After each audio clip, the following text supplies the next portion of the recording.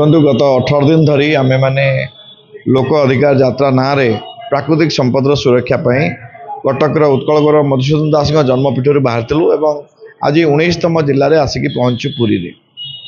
ଓଡ଼ିଶାର ପ୍ରାକୃତିକ ସମ୍ପଦ ଜଳ ଜଙ୍ଗଲ ଜମି ଖଣି ପାଣି ଏସବୁ କଥା କର୍ପୋରେଟ ମାନଙ୍କ ସହାୟତାରେ ଓଡ଼ିଶା ସରକାର ଏବଂ ଭାରତ ସରକାର ମିଳିତ ଭାବରେ ଲୁଟ୍ କରିବାରେ ଲାଗିଛନ୍ତି। ଏଥିସହିତ ଯେଉଁଭଳି ଭାବରେ आदिवासी जंगलवासी दलित चाषी मूलिया एमानक उपर जो अत्याचार चलती से बुझा पड़ू ओडिशा रे गोटे गणतांत्रिक शासन आउ ना यहाँ गोटे कंपानी शासन चली जो भली भाव में प्राकृतिक संपद लुट चलती विशेषकर लुहा पत्थर कोयला एवं बक्साइट यार जो भाव में लुट चलती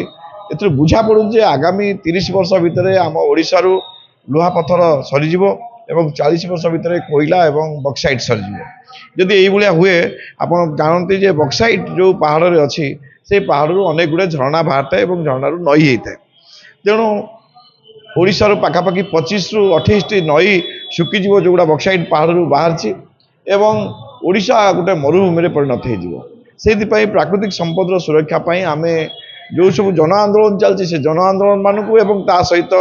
ओडिशार बुद्धिजीवी मानक एकाठी होगापी नवेदन करुँ। आगामी मार्च 29 शहीद लक्ष्मण नायक शहीद दिवस बलिदान दिवस रे आमे भुवनेश्वर एक महासमावेश करने जाऊँ जो ओडिशा गोटे जनवादी विकास धारा केमी या से विषय लोक अधिकार यात्रा पक्षर आम मैंने ओडिशावासी आह्वान करुँ।